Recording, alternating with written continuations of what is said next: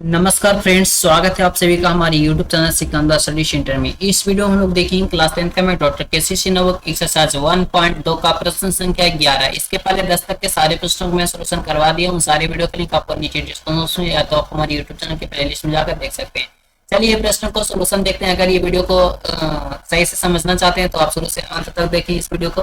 प्रश्न कह रहा है 11 का 1 में कह रहा जांच करें कि क्या 15 का पावर n अंक शून्य है। देखिए यहाँ पे दिया हुआ है 15 का पावर n जो है वो कोई प्रकृत संख्या है, ठीक है। तो इसका पावर क्या अंक शून्य की इकाई अंक शून्य हो सकता है, इसको हम लोग को निकालना है, ठीक है। तो चलिए इस प्रश्न को सोल्यूशन करते हैं। देखिए यहाँ पे सबसे पहले लिखेंगे सोल्यूशन और इसको सोल्व करते हैं। यहाँ पे दिया हुआ है क्या 15 का, मान लेंगे कि a कोई संख्या है, a बराबर दिया हुआ है 15 का पावर है, तो इसका अभाज्य गुणनखंड करना होगा, यानी कि 15 का अभाज्य गुणनखंड आप करेंगे तो 3 गुने 5 होगा, ठीक है। अब हम लोग को क्या कह रहा है कि अंक शून्य होना चाहिए, इकाई अंक क्या होना चाहिए, शून्य होना चाहिए, यानी कि इकाई अंक हमारा 0 होना चाहिए।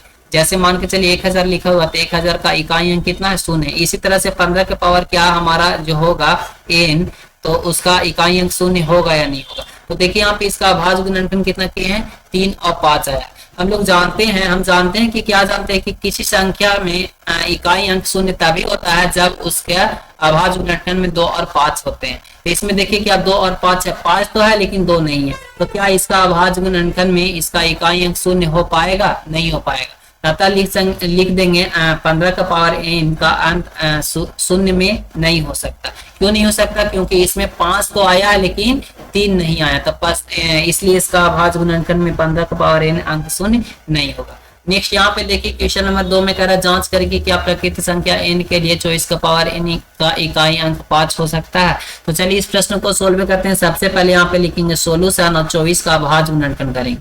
मान लेंगे कि a बराबर 24, a जो हमारा एक संख्या है जिसका जो संख्या कितना है 24 है, 24 का अभाज्य गुणनखंड करेंगे तो 2 हो जाएगा यानी कि 12, फिर 2 हो जाएगा यानी कि 6, फिर 2 हो जाएगा यानी कि 3, तब 2 दूनी 4 दूनी 8, 3 की 24 हो जाएगा, यानी कि 2 का पावर 3 गुने 3 हो जाएगा। अब इसका क्या कर रहा है, इकाई अंक 5 हो सकता है, तो इकाई अंक 5 तभी होता है जब हमारा इसका अभाज्य गुणनखंड में 3 और 5 होते हैं। तो क्या इसमें देखिए 3 और 5 है, 3 तो है लेकिन 5 है नहीं है, तो ये हम लोग लिख लेंगे, यहाँ पे लिख देंगे। हम जानते हैं कि किसी संख्या का अंत 5 तभी संभव होगा जब 3 और 5 का गुणज होगा। इसका अभाज्य गुणनखंड 3 और 5 का गुणज होगा, तो है नहीं है, तो इसलिए लिख देंगे 24 का पावर n अंत में 5 नहीं हो सकता है, ठीक है। नेक्स्ट यहाँ पे देखिए 11 के दिन में इसको भी हम लोग को उसी तरह से जांच करना। तो सबसे पहले a बराबर यहाँ पे मान लेंगे 21, लेकिन यहाँ पे क्या करा है अंक 0 पर समाप्त हो सकता है, तो इसको दिखाना है आपको। तो यहाँ पे क्या करेंगे, a बराबर इतना मान लिया, 21 का अभाज्य गुणनखंड करेंगे तो 3 गुना 7 हो जाएगा। हम आपको पहले ही बता चुके हैं कि अंक शून्य जब होता है जब उसमें 2 और 5 शामिल होता है। तो बताइए 21 का अभाज्य गुणनखंड में 2 और 5 शामिल है, नहीं है, इसमें 3 और 7 है, तो क्या ये 0 पर समाप्त होगा, नहीं होगा। इसलिए लिख सकते हैं 21 का अभाज्य गुणनखंड में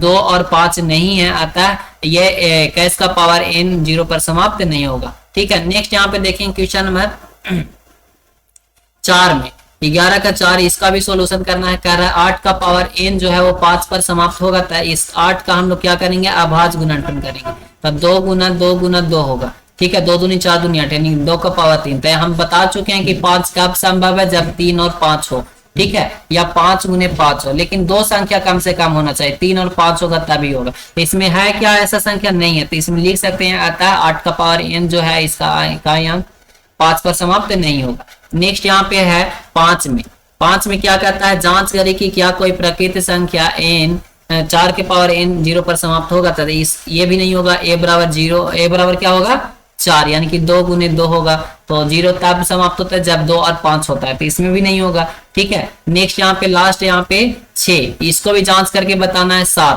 तो a बराबर क्या होगा 7, इसका अभाज्य गुणनखंड 7 गुने 1 होगा, यानी कि यहाँ पे हो जाएगा 7 गुने 1।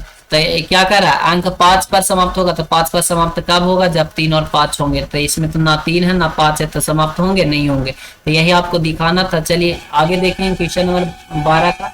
इस वीडियो में यहीं तक। Thank you so much, best of luck.